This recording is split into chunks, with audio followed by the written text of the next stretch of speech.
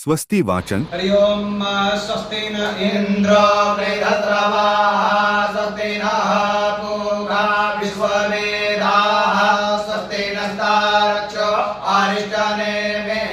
स्वस्ति नो बृहस्पतिर्दधातु बृहस्पतिर्वा मरुतः वृष्टिमातरः शुभं यावानो विदधे भुजन्मयः अग्निर्जिह्वा मानवः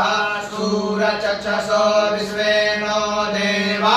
अवसागमान्यः भद्रं कर्णेभिः शृणुयाम देवा भद्रं पश्येमाक्षभिरजत्राः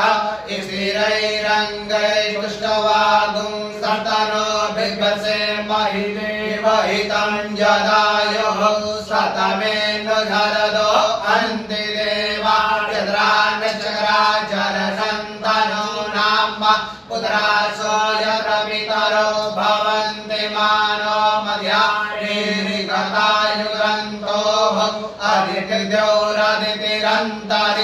अदितिर्द्यौरदितिरन्तरिक्षमदितिर्माता स पिता स पुत्रः विश्वे देवा अदितिः पञ्चजना अदितिर्जातमदितिर्जनित्वा मध्यो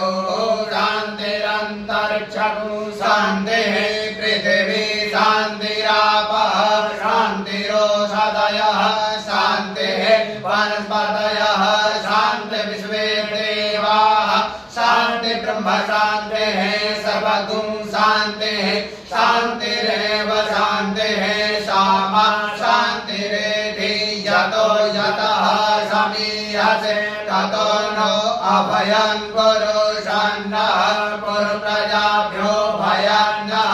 पशुभ्यः शान्तिर्भवतु सर्वारिष्टा शान्तिर्भवतु श्रीमन्महा